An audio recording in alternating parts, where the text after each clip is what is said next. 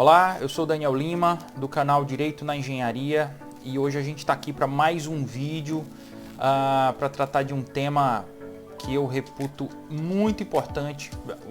Trata de um assunto que é de grande relevância para quem atua nesse segmento, para os engenheiros, gestores de obra, donos de construtora, diretores de empreiteiras, enfim, porque esse é um problema que tem se tornado cada vez mais comum nos últimos anos, que é a questão da suspensão ou da rescisão dos contratos.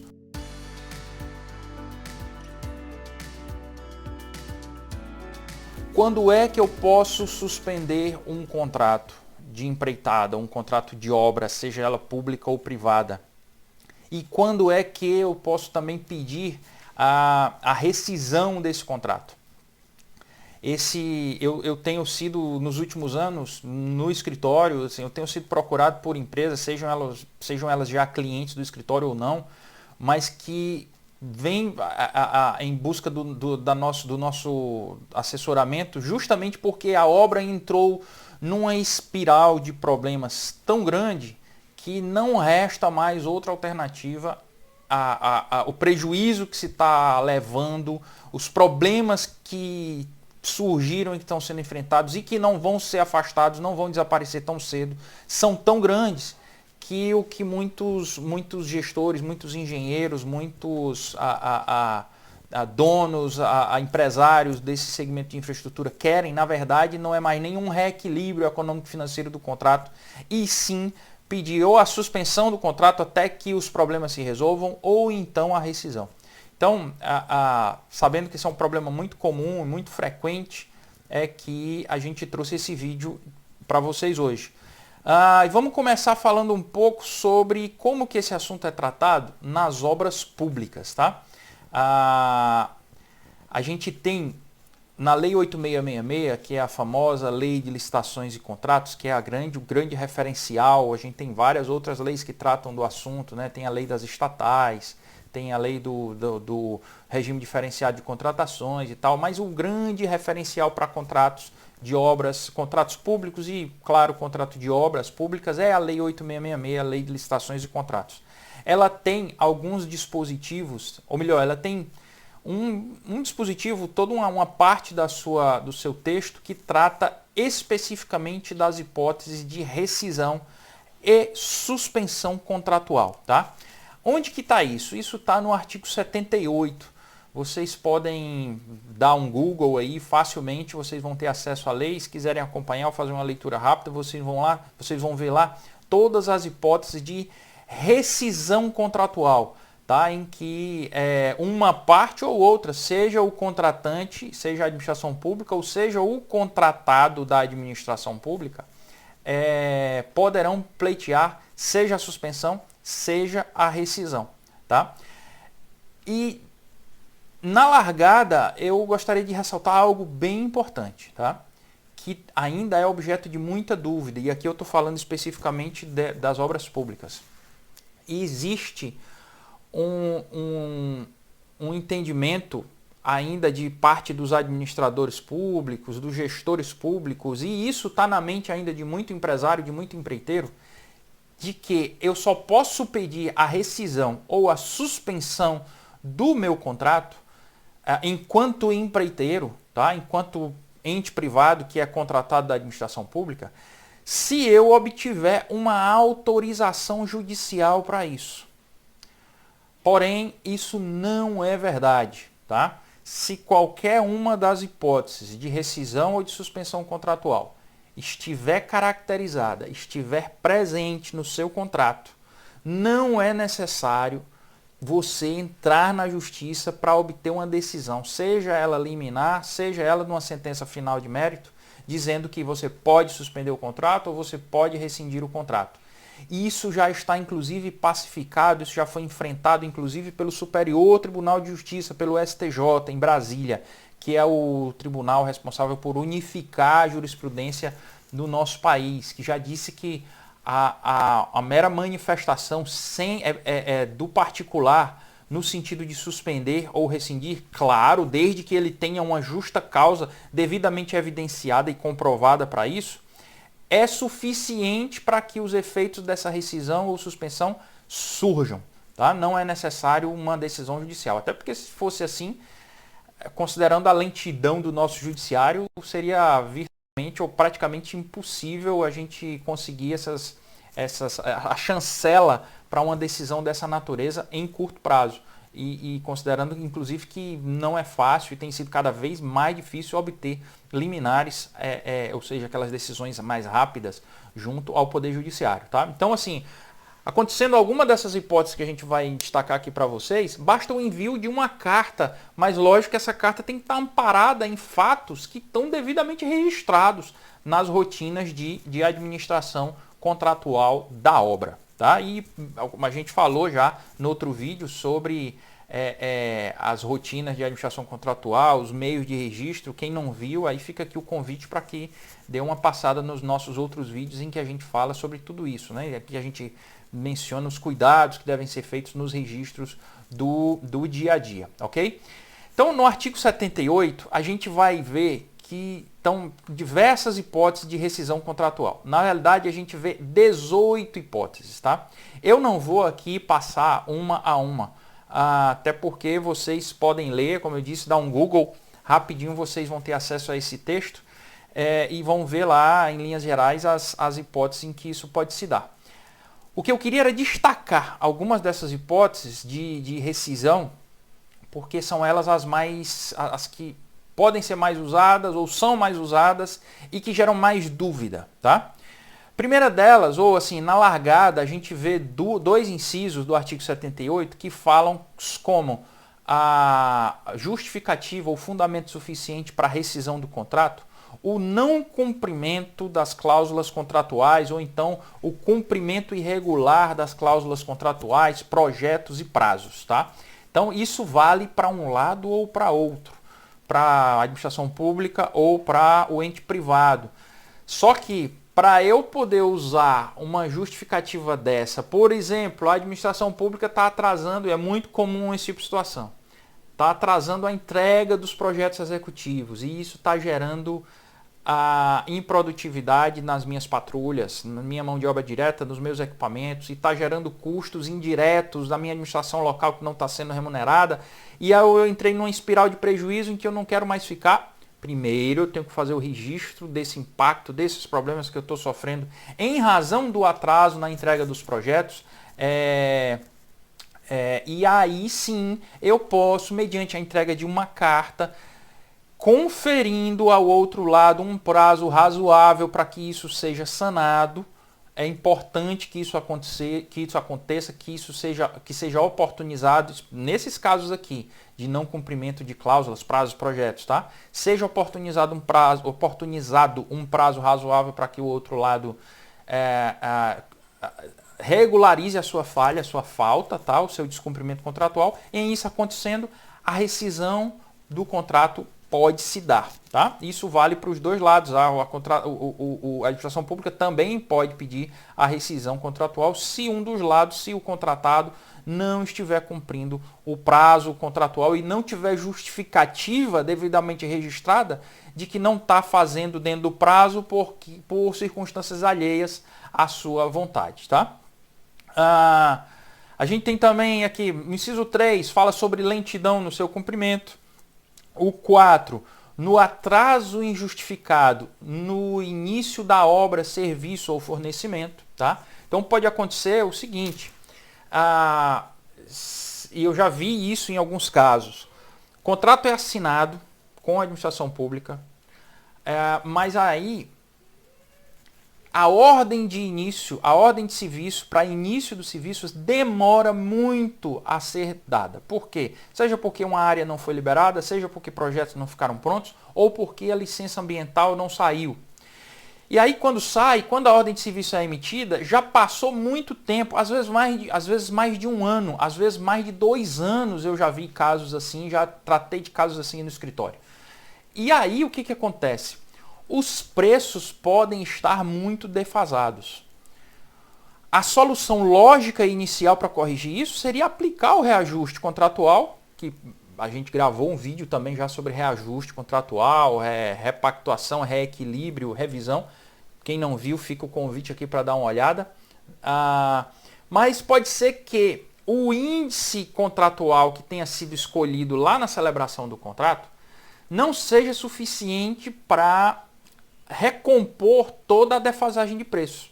Inclusive, pode ser que, consultando as tabelas oficiais de referência que foram usadas na licitação, preços de alguns serviços ou de alguns insumos estejam já muito maiores do que os preços contratados, mesmo com a aplicação do reajuste. Haja aí um gap, um delta entre um e outro, que tornou o contrato deficitário.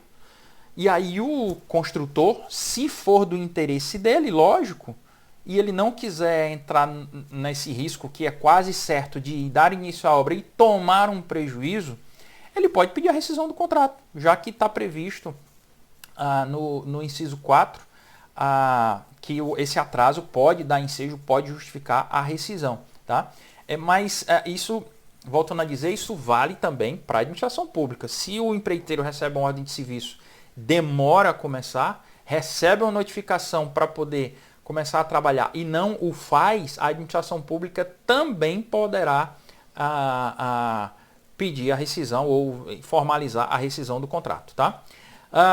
No inciso 5, a gente tem a paralisação da obra, do serviço ou do fornecimento sem justa causa. Tá? Por isso, como a gente mencionou no início, é importantíssimo que a gente tenha evidenciadas todas as circunstâncias ao longo do contrato, aí a importância da administração contratual, de um bom diário de obra, de cartas bem feitas e bem registradas e arquivadas, atas de reunião também bem redigidas e bem circunstanciadas, para que, em sendo necessário parar um serviço e sendo essa necessidade decorrente de uma justa causa, ou seja, de algo que não pode ser atribuída à responsabilidade do empreiteiro, a gente vai estar diante de uma circunstância que autoriza a rescisão contratual. Tá? E aí a gente vai ter uma série de outros incisos. Eu vou dar um pulo aqui porque são questões mais usuais, mais simples, e vou dar um salto até o inciso 14, que é um caso muito comum, que é muito comumente utilizado como fundamento para as rescisões ou, e nesse caso aqui também, suspensões contratuais, tá? Que é a suspensão da execução, nós estamos lendo aqui o artigo 78, inciso 14 da Lei 8666, a Lei de Licitações e Contratos. Tá? O inciso 14 diz que a suspensão da execução da obra por ordem escrita da administração, por prazo superior a 120 dias, salvo em caso de calamidade pública, grave perturbação da ordem interna ou guerra, ou ainda por repetidas suspensões que totalizem o mesmo prazo, ou seja, suspende 30 dias, volta, suspende 60 dias, volta, suspende mais 30 dias, completa um somatório de 120 dias, dão direito ao empreiteiro a que se faça, a que se promova a rescisão unilateral do contrato. Volto a dizer, é um caso que autoriza a rescisão unilateral. Eu não preciso, nesse caso, da concordância expressa da administração. Tá? Suspendeu a obra por mais de 120 dias. Sejam os 120 dias contínuos ou espaçados ou somados, períodos de paralisações somados, eu tenho o direito de rescindir o contrato. Porém, eu tenho também a opção de, ao invés de rescindir, eu enquanto empreiteiro, enquanto construtor, tenho a opção de suspender a execução do contrato, ao invés de pedir a rescisão. Tá? E, aliás, uma observação aqui importante. Normalmente, os orçamentos de obra só prevêem uma mobilização e uma desmobilização. Se houver desmobilizações e remobilizações imprevistas, o construtor, o empreiteiro, tem o direito de pleitear através de um pedido de indenização, de reequilíbrio, etc., ou até mesmo de um aditivo contratual, nada impede, enquanto o contrato estiver em vigor, que essas desmobilizações e remobilizações adicionais sejam remuneradas, tá? porque sob pena de quebra do equilíbrio econômico financeiro do contrato. Não foi isso que foi pactuado na largada como premissa do contrato, foi apenas uma mob e desmob, como se fala comumente no setor. Tá? Então, se houver 2, 3, 4 desmobilizações com as suas respectivas remobilizações, e esses custos envolvem retirada de equipamento, que muitas vezes são muito custosas, envolvem muito dinheiro, com transporte, armazenamento, segurança, etc. E também demissão e admissão de pessoal, a dependendo do tempo de paralisação, de suspensão, você precisa demitir pessoal e readmitir. Tudo isso a gente sabe tem um ônus financeiro muito grande. E isso não foi contemplado no orçamento da obra. Normalmente não foi. Tá? E se tiver sido, está errado, porque a pessoa vai estar sendo remunerada por algo que não aconteceu. Mas em acontecendo, há o direito, portanto, de ser indenizado em relação a isso. Tá? Esse é o inciso 14 da Lei 8.666. A gente vai ter também, muito importante, o inciso 15, que esse também é um caso que envolve, muito comum, pelo menos de empresas, de clientes que me procuram tentando resolver problemas de rescisão, suspensão, que é a questão do atraso de pagamento. Tá? No inciso 15, a gente vai ver que um atraso superior a 90 dias dos pagamentos devidos pela administração, decorrentes de obras, serviços ou fornecimentos, ou parcelas destes, já recebidos ou executados, salvo em caso de calamidade, grave perturbação da ordem ou guerra, dão o direito de rescisão do contrato por parte do contratado, por parte da construtora, do empreiteiro. Tá? Também, nesse caso, havendo a opção dada pela própria lei, pelo próprio inciso de se pedir ou de se promover unilateralmente a suspensão do contrato e não a rescisão, esperando-se que sejam regularizados os pagamentos até que a ocasião em que a obra poderá voltar ao seu curso normal, e aí sim poderá ser exigido que o empreiteiro volte a trabalhar normalmente. Tá? E aí o que é muito importante a gente entender nesse inciso da questão do atraso dos pagamentos? O atraso é de 90 dias, mas de quando se contam os 90 dias? Normalmente a medição se fecha no final do mês. Dia 25 ou dia 30, depende do órgão, da administração pública. Suponhamos que seja todo dia 30, todo último dia do mês. Tá? É importantíssimo, e depois a gente vai fazer um vídeo só tratando sobre processamento de medição, critérios de pagamento, tal, que são um tema muito importante também. Mas eu já adianto o seguinte, tá? Antes de qualquer coisa. É importantíssimo a gente ter o protocolo das medições mensalmente, no dia correto. Seja esse protocolo via sistema, normalmente hoje a administração pública está aparelhada com vários sistemas de gestão de obra e tal, e a medição é colocada dentro do sistema. E aí, a partir dessa inserção, a administração tem um prazo de 5 dias ou alguma coisa assim para poder validar e aprovar a medição. Mas é importantíssimo que, uma vez aprovada, uma vez fechada, ou mesmo que não seja fechada a medição, a recomendação assim que eu dou para os meus clientes, para o pessoal que eu treino, eu já dei vários cursos e dentro de construtoras, a orientação que eu dou é a seguinte, para não se correr risco, olha, por que eu digo isso? Porque várias vezes a fiscalização demora muito para aprovar a medição. Então, para não se correr o risco de ficar na mão da fiscalização, que às vezes demora 30, 60, 90 dias para aprovar uma medição, e aí eu não tenho a formalização de que eu entreguei a medição, a gente protocola ela dentro do órgão público. Tá? E órgão público nenhum pode se negar, pode se recusar a receber protocolo de nenhuma carta, de nenhum documento. Isso é um direito constitucional, direito de petição, inclusive, de qualquer pessoa ou empresa. Tá? A gente protocolar essa carta contendo a medição do mês dentro do prazo correto, porque é a partir dessa data que serão contados os dias para que a fiscalização aprove a medição e, em consequência, pague a medição. E normalmente o prazo de pagamento é de 30 dias. Então, assim, se a gente tem, imaginemos um cenário ideal, em que no dia 30 a gente coloca a medição dentro do sistema e a fiscalização aprova. No mesmo dia 30 eu deveria imprimir essa medição e colocá-la através de um ofício, através de uma carta dentro do órgão para que eu tenha o comprovante da data em que eu protocolei minha medição aprovada e, portanto, é a partir daquele dia que está se contando os 30 dias de pagamento.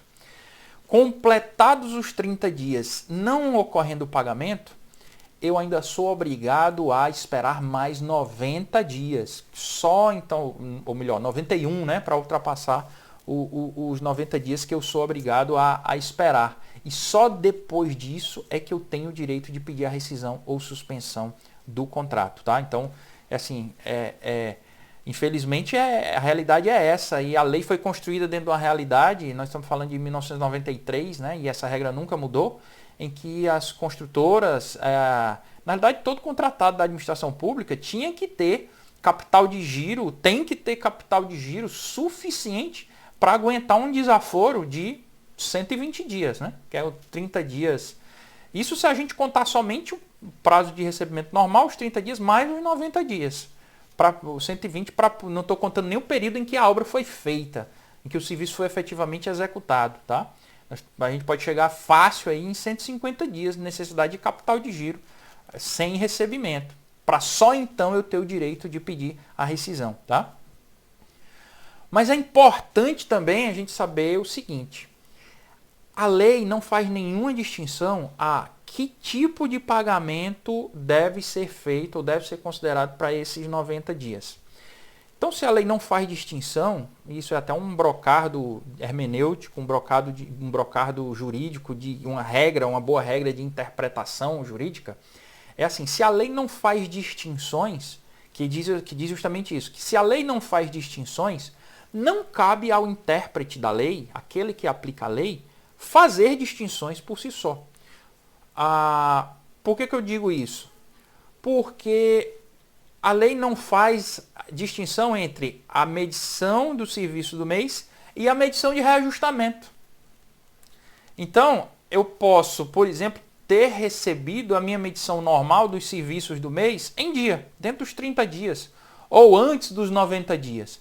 Porém, é muito comum um atraso enorme, gigantesco, às vezes até um esquecimento deliberado, porque às vezes a medição normal quem paga é um órgão financiador, um BNDES, uma caixa econômica, e o reajuste quem teria que pagar é o próprio órgão, o próprio caixa do governo contratante, e eles não têm esse caixa para o pagamento do reajuste, e vão deixando o reajuste passar, e vão se acumulando vários reajustes, tá? De forma que, se o reajuste também passar de 90 dias da data de pagamento e esse pagamento não acontecer, eu também posso, enquanto construtor contratado da administração pública, pedir a suspensão ou a rescisão do contrato. Daí o porquê de ser importantíssimo, mais uma vez, o protocolo das medições de reajustamento. Tenham sido os pagamentos autorizados ou não. Porque quando eu colocar a medição lá dentro do reajuste, eu já estou contando o prazo de pagamento. Tá? E, portanto, se atrasar nos 30 dias e não pagar, eu posso acumular os reajustes todos, mas mesmo com um reajuste só, não pago e com um atraso superior a 90 dias, eu posso pedir a suspensão do contrato. Aliás, eu já fiz isso uma vez para um cliente meu que não tinha nenhuma outra justificativa, estava enfrentando um prejuízo terrível no contrato, não aguentava mais prosseguir com o contrato, e aí a única justificativa que a gente encontrou para poder promover a suspensão do contrato, até que o reequilíbrio se resolvesse, foi em função da não entrega ou do não pagamento dos reajustes dentro dos prazos contratuais. Tá? E a administração pública, no primeiro momento, ela reagiu dizendo que mas reajuste não vale, só vale se for medição, mas no final ela teve que ceder e viu que realmente estava atrasado. Como eu disse, a lei não faz distinções. Daí a importância da gente ter os protocolos disciplinadamente entregues mensalmente dentro do órgão. Tem uma carta carimbada com o recibo da medição de serviço e da medição de reajustamento, tá? Também a gente vai ver na Lei 8666 como justificativa ou como fundamento no item 16, a não liberação por parte da administração pública da área local ou objeto para execução da obra, serviço ou fornecimento, bem como das fontes de materiais naturais, ou por exemplo uma jazida, fonte de jazida e tal, que tivesse especificada no projeto. Isso também é muito comum. Às vezes o sujeito vai começar a fazer uma obra e não tem projeto, ou o projeto chega tarde, ou então, no caso, a gente não está aqui falando de projeto, está falando de área, a área, o local da obra não é desapropriado, por exemplo. Isso é um problema muito comum. Na imensa maioria das vezes, o empreiteiro opta por continuar ou por executar a obra onde dá para fazer, aguardando que os outros trechos sejam desapropriados. Mas, às vezes, elas são prejudiciais a um ponto tal que faz com que a única alternativa possível seja pedir a rescisão contratual, tá?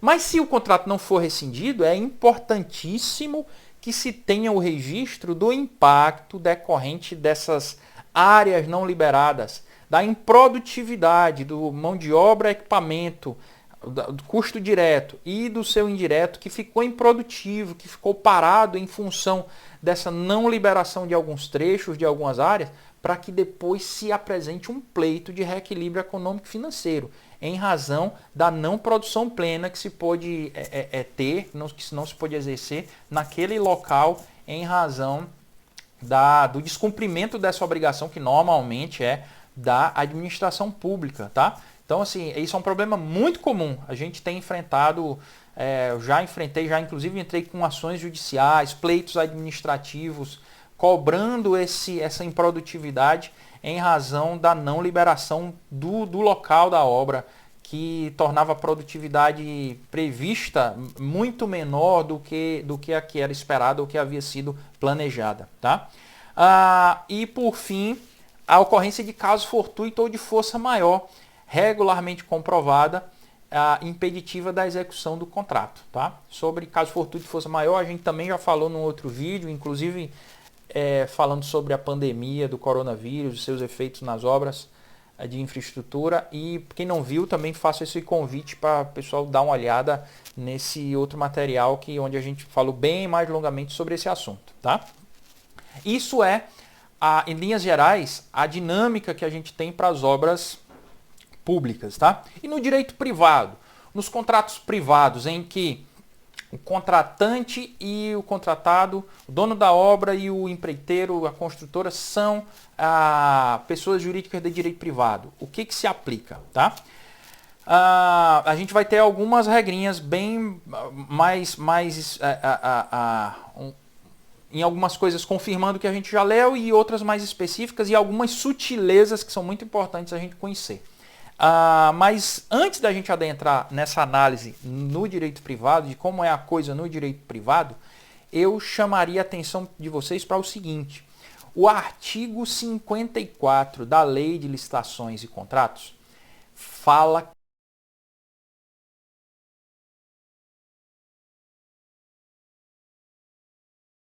subsidiariamente, ou seja, são de modo complementar aquilo que é tratado na Lei de Licitações e Contratos Públicos, tá?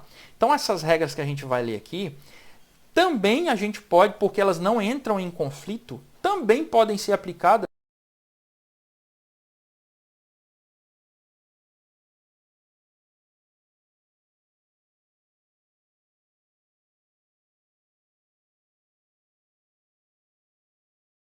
em que houver conflito, portanto, com o que trata a Lei de Licitações, tá? Artigo 50 da Lei 8666. Aí, especificamente, na temática da suspensão, das suspensões e rescisões de contratos, a gente vai ter a parte do Código Civil que trata do contrato de empreitada. Outro dia a gente vai mas hoje a gente adianta naquilo que eles são, que nos interessam para o momento, que é o seguinte, que são os seguintes artigos. Primeiro, 623, artigo 623 do Código Civil, diz pode o dono da obra suspendê-la desde que pague ao empreiteiro as despesas e lucros relativos aos serviços já feitos, mais indenização razoável, calculada em função do que ele teria ganho se concluída a obra. Ou seja, o dono da obra pode parar outra cláusula contratual tratando do assunto. A gente vai já daqui a pouco falar de cláusula contratual tratando do assunto. A questão é resolvida pelo artigo 623. O dono da obra pode parar a obra antes do seu final, mas tem que pagar o que já foi feito e pagar o lucro cessante do empreiteiro, o lucro importante que ele deixou de auferir porque a obra não foi até o final, foi rescindida sem culpa do empreiteiro, tá? Então é importante saber disso. Mas normalmente os contratos têm um regramento muito detalhado, os contratos privados, sobretudo se forem contratos do tipo EPC, do tipo aliança, tratando das hipóteses se pode dar a suspensão, a rescisão, e também as consequências disso, inclusive em termos de indenização, multa e tudo mais. Tá? No artigo 624 fala o seguinte, do Código Civil, suspensa a execução da empreitada em justa causa, responde o empreiteiro por perdas e danos. Ou seja, se o empreiteiro para a obra, mas sem justificativa, aí o juízo que o dono da obra tiver, porque a sua obra não ficará pronta no tempo e modo no contrato, dará ensejo a que possam ser apuradas todas as perdas e danos, inclusive lucros cessantes, que o dono da obra tiver auferido em razão do abandono da obra, digamos assim. Tá? No artigo 625, a gente também tem duas hipóteses de... Aliás, ou melhor, três hipóteses de suspensão contratual, que são as seguintes. Poderá o empreiteiro suspender a obra. 1. Por culpa do dono ou por motivo de força maior. Tá? 2. Quando, no decorrer dos serviços, se manifestarem dificuldades imprevisíveis de execução, resultantes de causas geológicas ou hídricas, ou outras semelhantes, de modo que torne a empreitada excessivamente onerosa e o dono da obra se opuser ao reajuste do preço inerente ao por ele elaborado, observados os preços. Tá? A gente tem aqui que se trata de algo também razoavelmente comum, a depender de obra, que é a questão do risco geológico, por exemplo, o risco hídrico.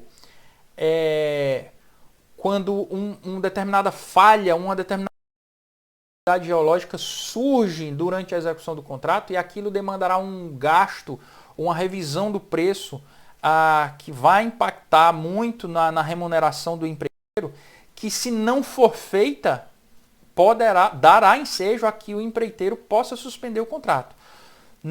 Ou então, natureza hídrica, por exemplo, chuvas muito acima da média, mas para que isso também é necessário que se negocie muito bem o impacto da chuva no contrato, né? Seja regrado isso de maneira muito analítica, muito exaustiva, tá? E aliás a gente gravou um vídeo sobre isso, já quem não assistiu, fica o convite para que vocês possam ver.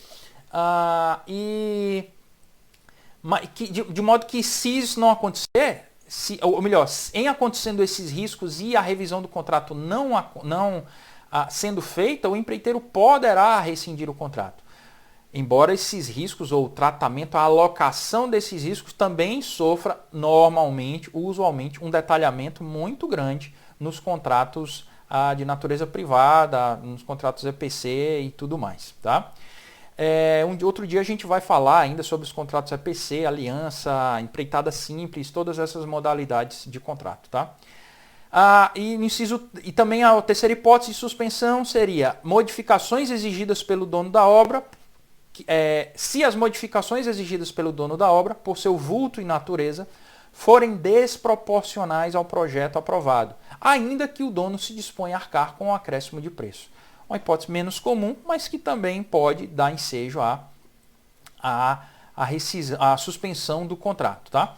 E a rescisão ela pode se dar, além das hipóteses que estão no contrato, que tenham sido negociadas no contrato e estejam já lá expressamente, de uma forma geral, existe também a previsão de que, em havendo uma imprevisibilidade, é aquilo que a gente já falou em outra oportunidade, também falamos de teoria da imprevisão, quando a gente falou de força maior e caso fortuito, no outro vídeo, do contrato ser rescindido, poder ser rescindido, é o que está no artigo 478 do Código Civil, tá? Que fala o seguinte, na primeira parte desse artigo: nos contratos de execução continuada ou diferida, se a prestação de uma das partes se tornar excessivamente onerosa, com extrema vantagem para outra, em virtude de acontecimentos extraordinários e imprevisíveis, poderá o devedor pedir a resolução do contrato, ou seja, a rescisão, a extinção, o encerramento do contrato. Tá? É isso que dá fundamento para a teoria da imprevisão e que dá ensejo a que sejam apresentados pleitos de reequilíbrio econômico-financeiro também no direito privado, nas relações privadas entre empreendedores, donos de obra e construtores. Tá? Mas o que é importantíssimo observar nesses contratos privados é que, tal como mais recentemente mudaram alguns dos paradigmas no direito do trabalho por conta da reforma trabalhista, reforma da CLT, também o Código Civil sofreu algumas alterações no ano passado em razão da Lei da Liberdade Econômica. Talvez vocês devam lembrar ou já ouviram falar na Lei de Liberdade Econômica. Essa lei ela modificou uma série de leis já existentes, trouxe outras previsões e dentre essas modificações ou complementos que ela trouxe estão alguns artigos no Código Civil que dizem o seguinte, dizem algo semelhante àquilo que está lá atualmente no direito do trabalho, que é, em síntese, que o que é negociado prevalece sobre o que está legislado. Tá? Então, o que isso quer dizer? Vamos ler o artigo aqui rapidinho e a gente volta a comentar com exemplos o que isso quer dizer. O artigo 421, parágrafo único, afirma o seguinte: nas relações contratuais privadas prevalecerão o princípio da intervenção mínima e a excepcionalidade da revisão contratual. E o artigo 421-A. Os contratos civis e empresariais presumem-se paritários e simétricos até a presença de elementos concretos que justifiquem o afastamento dessa presunção, ressalvados os regimes jurídicos previstos em leis especiais, garantido também que, inciso 2 desse artigo, a alocação de riscos definida pelas partes deve ser respeitada e observada. Ou seja, o que isso quer dizer? Quer dizer o seguinte, a gente leu ainda há pouco aqui que força maior, ou melhor, o caso do risco geológico, o risco hídrico, eles podem dar ensejo à suspensão do contrato pelo empreiteiro. No entanto, pode-se dizer, o contrato pode regrar de maneira diferente. Pode dizer o seguinte, como aliás é comum acontecer. Está dito que o empreiteiro estudou toda a geologia do terreno onde serão executadas as obras, viu os estudos, sondagens, etc.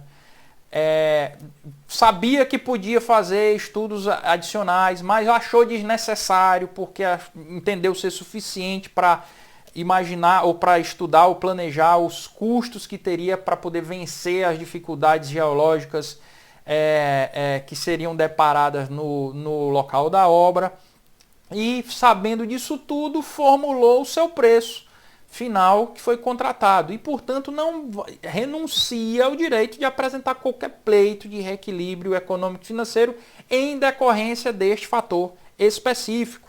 Tá? A mesma coisa fala das chuvas. Diz que, olha, o empreiteiro estudou o regime de chuvas, as médias pluviométricas, considerou tudo isso e, portanto, não vai ter direito a cobrar nada em decorrência da chuva. E aí, dependendo de como a coisa fique estabelecida no contrato, se tiver sido bem redigido, bem amarrado, o que está no contrato vai prevalecer sobre o que está na lei. Tá? É muito importante saber disso. Tá? E assim como diversas outras questões. Outro dia a gente vai fazer um vídeo só sobre princípios gerais de direito contratual e sobre a aplicabilidade de diversos, não só esses artigos, mas diversos outros da Lei de Liberdade Econômica sobre o direito na engenharia e as obras de infraestrutura. Tá? Uma questão, por exemplo, que a gente depois vai abordar, é a que fala o seguinte, que o que se mediu e o que se pagou, por exemplo, a medição que foi paga, presume-se que aquele serviço que foi pago foi verificado, portanto foi atestado como estando ok. Mas muitas vezes não é isso que os contratos dizem. Tá? Os contratos falam de maneira diversa, que mesmo que tendo sido pago, o serviço pode ser recusado no futuro. Então, quem trabalha nesse segmento precisa entender muito bem essas sutilezas para não ser pegue de surpresa diante de um eventual problema. Mas outro dia a gente vai falar, vai fazer um vídeo falando, dissertando só sobre isso, tá? E outra coisa também importantíssima de ser seguida e observada por quem atua nesse segmento e no mercado privado, no público também, mas sobretudo no privado, a importância de seguir os ritos contratuais para se promover uma rescisão, para se promover uma suspensão contratual. Ninguém faz isso do nada. Isso não é uma decisão, essa não é uma decisão que surge simplesmente da noite para o dia. Ela precisa ser construída ao longo não só de uma administração contratual bem feita, feita por todos os engenheiros que fazem a obra no dia a dia, mas ela precisa ser também construída no que diz respeito à observância dos ritos e procedimentos e do devido processo legal ou contratual que está estabelecido no contrato. Do tipo, você tem que enviar uma carta dando tantos dias para que o problema seja sanado, e aí a outra parte terá tantos dias para responder, tais justificativas poderão ser aceitas, outras não. Isso normalmente é estabelecido nos contratos, sobretudo privados. Se não forem, isso é um assunto que precisa ser muito bem negociado também na largada, antes de se bater o centro, antes de se dar início à execução da obra propriamente. Ok? Espero ter ajudado com esses esclarecimentos que a gente trouxe hoje. E como sempre, fica aqui o canal aberto para vocês mandarem dúvidas, fazerem comentários ou pedirem alguns outros temas. Tenho recebido já no privado, inbox, alguns pedidos de temas novos para a gente tratar nos próximos vídeos.